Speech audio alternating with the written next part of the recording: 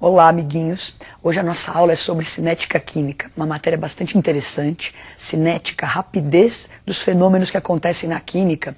Você pode pensar que isso não tem nada a ver com o seu dia a dia, mas pelo contrário, você, no seu dia a dia, manipula a rapidez das reações. Se você observar agora essas duas cenas do cotidiano, você vai perceber como você manipula essa rapidez. Então, olhando lá, você chegou à noite em casa, pega um bolo da geladeira, né, animado, aquela fome, tem lá sucos e etc. Por que você guarda os alimentos na geladeira? Com o objetivo de conservá-los, não é? Que a sua decomposição se retarde. Outra cena, você pegou umas batatinhas e tal, e vai cozinhar as batatas. Aí você cozinhar mais rápido, para que se cozinhe mais rápido, coloca elas na panela de pressão. Então, olha, cozinhar mais rápido, o alimento não se decompor. Então você está manipulando a rapidez das reações.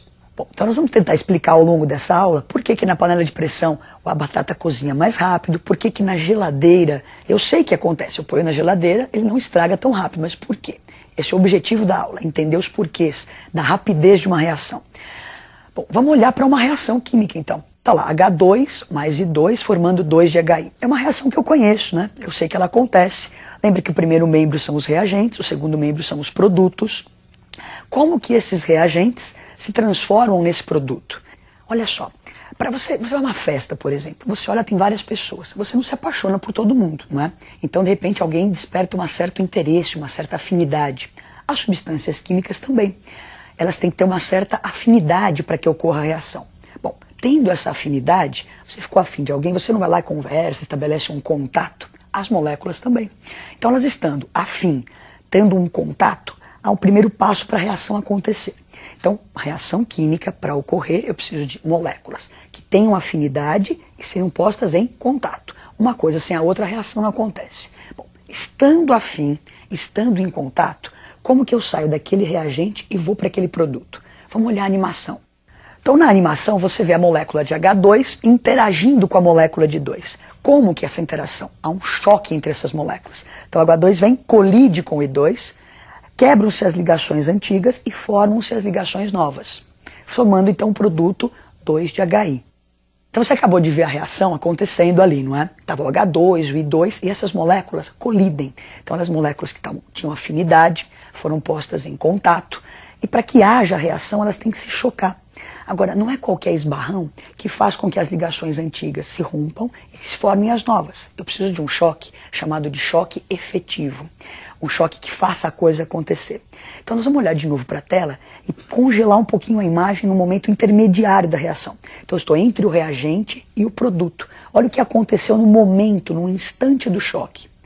Então se você olhar ali, naquele segundo em que há o choque, as moléculas se encaixam perfeitamente. Então está lá o H, 2 Hs, os 2 Is. Esse instante do choque efetivo, o choque que gera a reação, essa estrutura que você vê na tela é chamada de complexo ativado.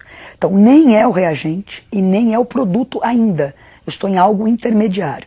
Então as moléculas vinham, tinham afinidade, foram postas em contato, colidem. No instante da colisão se forma isso que está na sua tela, que é o complexo ativado. Bom, então vamos dar uma recapitulada e organizar tudo isso. Então nós temos moléculas com afinidade, foram postas em contato. Na hora do contato elas começam então a colidir, a se chocar. Para que a reação ocorra eu preciso de um choque chamado de choque efetivo, que é um choque bem orientado, com bastante energia. Energia porque eu preciso quebrar as ligações velhas e formar as ligações novas. Bem orientado porque as moléculas se encaixem bem ali. Então olha lá, vem, colide, forma aquela estrutura que nós vimos na tela, que é o complexo ativado. Então os reagentes passam pelo complexo ativado e vão gerar o produto. Então esse é o mecanismo de uma reação. Agora eu estou comentando o seguinte, para que forme-se o complexo ativado, eu preciso ter uma certa energia. Você vai ver uma cena do seu cotidiano, às vezes umas reações, as moléculas estão afim, elas estão em contato, só que não conseguem reagir. Por quê? Falta essa energia. Então vamos observar agora aqui a nossa animação. Então você observa ali, temos uma churrasqueira, pedacinhos de carvão, vamos fazer um mero churrasco. O carvão é um material inflamável, não é? Então eu preciso que haja combustão desse carvão para eu assar minha carne. O que acontece? O carvão está aí, ele está exposto, está em contato com o oxigênio do ar. Então são moléculas, são estruturas que têm afinidade, estão em contato. E por que não estão reagindo? Bom, para que haja reação, você derrama um pouquinho de álcool, tem gente que põe pão molhado no álcool, coloca o fogo. Então essa energia que vem da combustão do álcool excita as moléculas de carvão e faz com que ele comece a reagir. Essa energia que veio da combustão do álcool para excitar o carvão é chamada de energia de ativação. Então olha só, moléculas com afinidade estão em contato. Para que elas comecem a reagir, elas precisam colidir. Precisam de energia para que haja aquela colisão efetiva, para que se forme o complexo ativado e se gere o produto. Agora, se não tem essa energia, que vem no caso aí do carvão, vem da queima do álcool, a reação não vai acontecer. Então essa energia externa mínima necessária para formar o complexo ativado é chamada de energia de ativação. Bom, então nós vamos tentar organizar isso num gráfico, não é? Então nós vamos ter, olha, reagentes, excitamos esses reagentes com essa energia de ativação e vamos formar o produto. Vamos dar uma olhadinha no gráfico. Então você observa o gráfico, nós temos aí a energia, né, das substâncias e o desenrolar da reação. Nesse exemplo nós temos uma reação endotérmica, o reagente com uma energia menor que a do produto. Mas no nosso caso agora nós estamos falando de cinética, de rapidez. Então o que nos interessa nesse gráfico é essa barreira aí que você vê em vermelho. Então nós temos o reagente, precisamos ir excitando este reagente até chegarmos ao clímax, ali onde está o complexo ativado. Se você conseguir formar o complexo ativado, a reação ocorre. Então a energia para se formar o complexo ativado é a energia de ativação. Então ela determina, é um dos fatores que vai determinar a rapidez de uma reação. Se essa barreira que eu tenho que transpor for muito grande, não é? A reação vai ser mais lenta.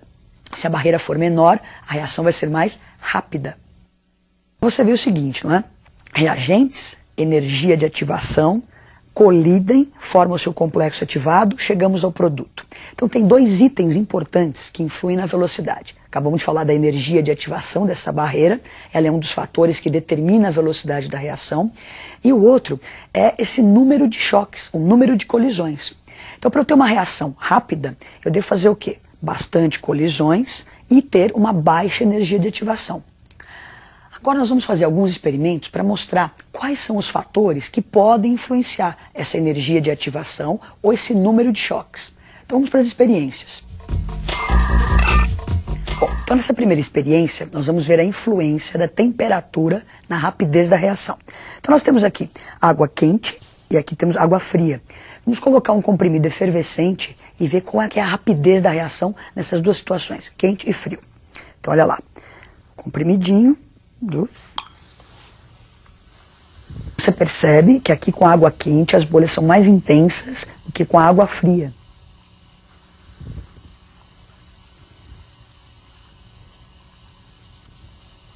Bom, então como você percebe, não é? Com a água quente a efervescência foi muito mais intensa, mais rápida, o comprimido já se dissolveu, enquanto que na água fria tem um restinho de comprimido ainda lá, entrando lá em contato. Então o que acontece? Lembra que nós falamos que para a reação acontecer, nós precisamos ter colisões entre as moléculas? Quando você aumenta a temperatura, aumenta a energia cinética dessas moléculas. Moléculas mais agitadas, mais animadas, colidem com mais intensidade. Então quanto maior a temperatura de um sistema, maior essa agitação das moléculas, isso propicia mais choques, mais colisões, mais rápida é a reação. Nós vamos fazer mais uma experiência e mostrar algum outro fator que influencia a velocidade da reação. Então agora nós vamos ver a influência da concentração na rapidez de uma reação. Então nós vamos trabalhar com ácido clorídrico mais concentrado e mais diluído. Então aqui nesse potinho ele está mais concentrado e aqui ele está mais diluído. Então nós vamos ver a influência da concentração na rapidez. Vou pegar uma raspa de magnésio, não é? Uma raspinha de metal magnésio e vou colocar no ácido. Então aqui mais concentrado, aqui mais diluído. Então lá vai. Você percebe a quantidade, a intensidade de bolhas, né? Aqui no ácido concentrado, olha só, a reação já acabou. Já dissolvemos todo o magnésio, já foi totalmente consumido aqui, enquanto que ele aqui, mais diluído, ainda está sendo consumido. Bom, então o que acontece? Nós falamos que para que uma reação seja rápida, tem que haver a colisão. Quando eu tenho maior concentração dos reagentes, eu tenho mais moléculas disponíveis para que haja o choque entre elas. Então, quanto maior a concentração dos reagentes, maior o número de moléculas para que haja colisão, mais rápida é a reação. Então, maior a temperatura, mais rápida a reação. Maior a concentração, mais rápida a reação. Vamos ver mais uma experiência mostrando um outro fator que pode influenciar a rapidez de uma reação. Então agora nós vamos ver a influência do catalisador na rapidez da reação. Então o catalisador é uma substância que atua como se fosse um cupido, apresenta, encurta o caminho entre os reagentes, fazendo a reação ficar mais rápida. Nós vamos usar como catalisador uma enzima presente na batata, não é? Então vamos usar a batata e ela vai acelerar a decomposição da água oxigenada. Então nós temos aqui nos potinhos água oxigenada e aqui nós temos a batata, não é? Então o que acontece? A água oxigenada naturalmente se decompõe em água mais oxigênio. Ela está exposta aqui à luz, ela está se decompondo. Só que eu vou acelerar esse processo colocando a enzima, colocando a batata em contato com essa substância. Então vamos lá. Pegar um pedacinho de batata, não é? Então observe as bolinhas que vão se formar, assim como você corta o seu dedo, não é? Então começam a surgir, tá vendo, bolhas na superfície da batata. Essas bolinhas são justamente o quê? A decomposição da água oxigenada, formando água e oxigênio. Acelerada essa decomposição, por quê? Se você olhar o outro potinho, tem água oxigenada sem contato com a enzima. E você não percebe bolhas saindo, apesar de estar acontecendo a reação, só que extremamente lenta, né? E com a presença da batata, da enzima que está na batata, essa reação já se torna até visível. Eu consigo ver as bolinhas de oxigênio, assim quando você corta o seu dedo e põe água oxigenada. Então agora nós vamos ver a ação do catalisador num gráfico para assim, explicitar melhor o que ele fez, qual é a ação dele durante a reação. Então dá uma olhadinha no gráfico. Então nós tínhamos um caminho energético, né? Tinha lá os reagentes, chegaríamos ao produto. Então temos a energia de ativação sem o catalisador, tínhamos o tamanho de barreira a transpor. Quando se coloca o catalisador, a reação ficou mais rápida justamente porque o catalisador age nessa barreira energética. Ele encurta o caminho, encurta o acesso entre os reagentes, então o caminho ficando mais curtinho, menor a barreira, mais rápida é a reação. Então o catalisador age na energia de ativação. Agora nós vamos ver mais uma experiência, mostrando mais um fator que pode afetar a velocidade da reação. Então agora nós vamos ver mais uma experiência mostrando a influência da superfície da área de contato na rapidez da reação. Então lembra que as moléculas para colidir precisam se chocar.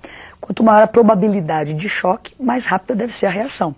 Então nós vamos ver agora aqui uma reação com permanganato de potássio. Ele está bem triturado aqui, então uma área grande de contato.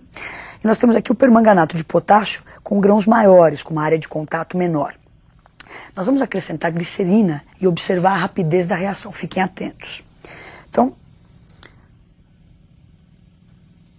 umas 3 gotinhas ali. Opa.